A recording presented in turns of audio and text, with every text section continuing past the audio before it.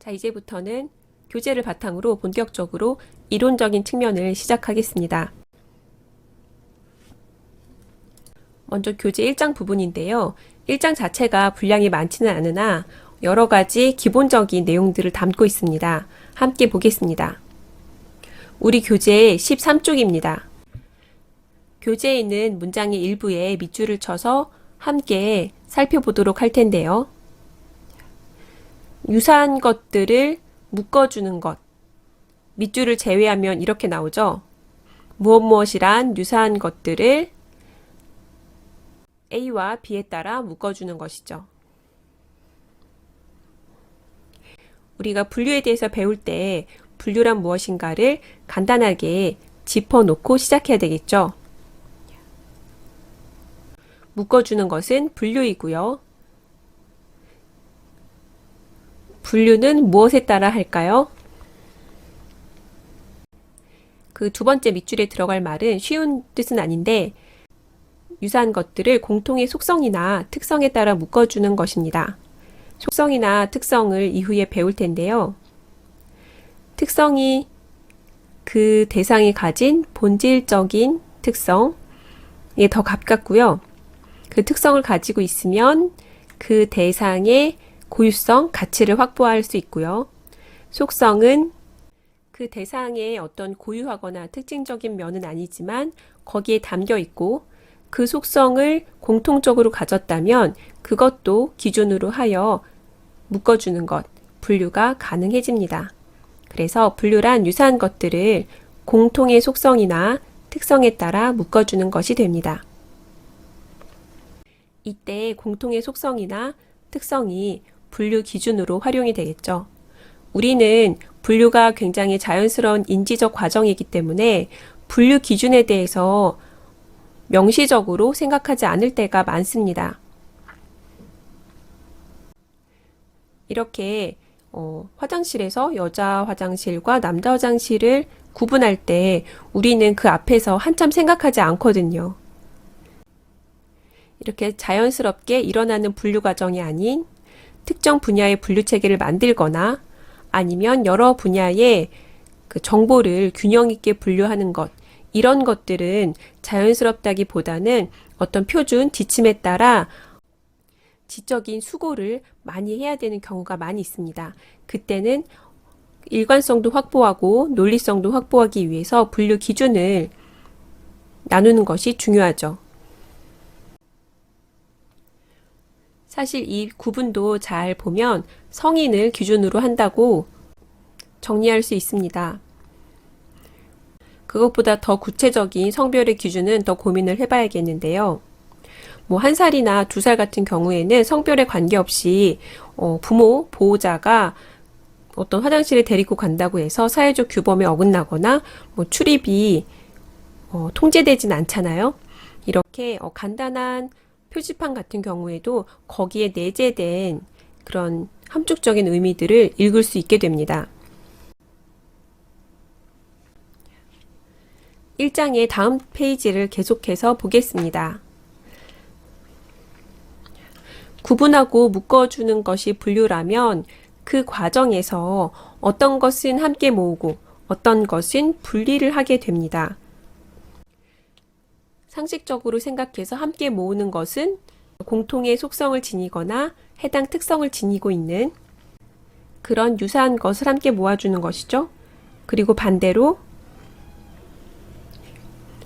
유사하지 않은 것, 다른 것, 상이한 것은 분리하는 것. 이 절차가 수행된 것입니다.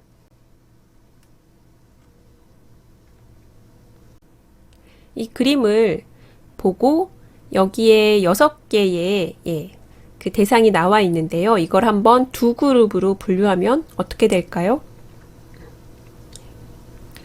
교재를 보기 전에 먼저 분류할 수도 있고요.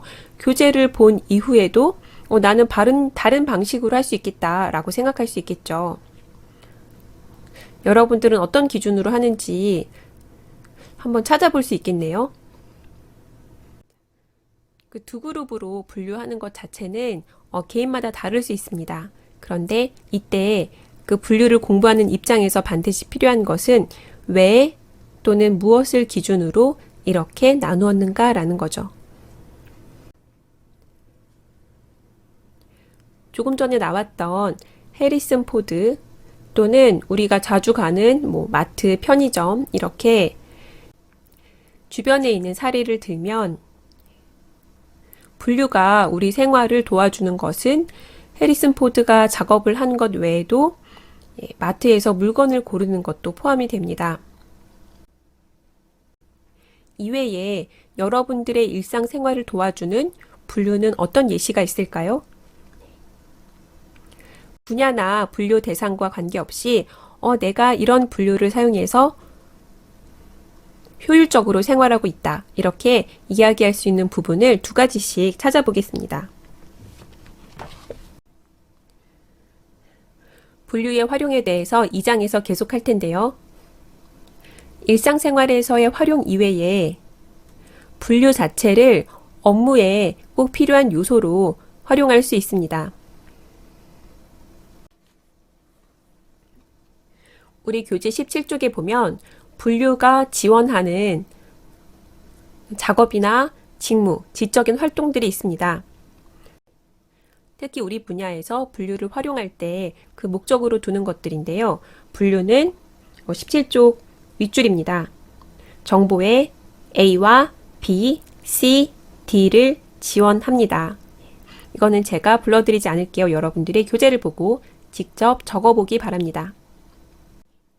우리 교재에서는 도서관 및 정보 서비스 분야에서 그리고 보험회사에서 데이터를 처리할 때 그리고 인터넷에서 상품을 판매할 때 이렇게 사례별로 예시를 제공하고 있습니다. 자, 첫 번째는 우리 분야와 가장 밀접한 관련이 있는 부분인데요. 도서관이나 정보 서비스 분야에서 사용하는 분류입니다.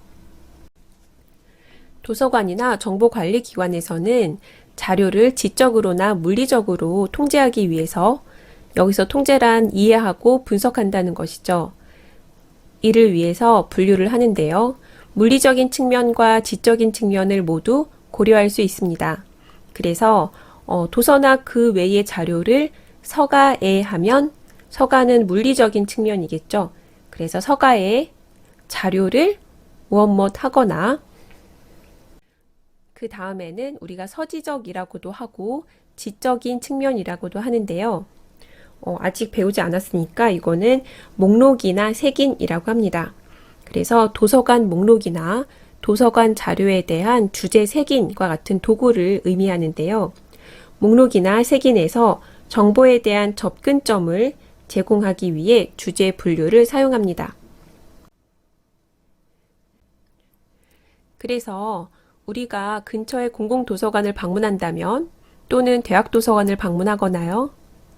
자연과학 분야의 자료들이 물리적으로는 서가에 서로 인접하여 배열되어 있을 것이고요. 또 검색창에서는 검색되는 그 결과 화면에 인접해서 모여 있겠죠.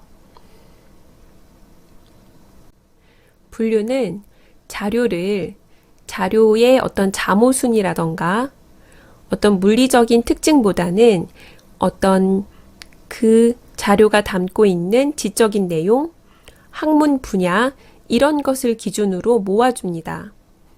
분류를 하지 않으면 정보가 지적인 내용을 바탕으로 서로 그룹하거나 분리되는 일이 없습니다.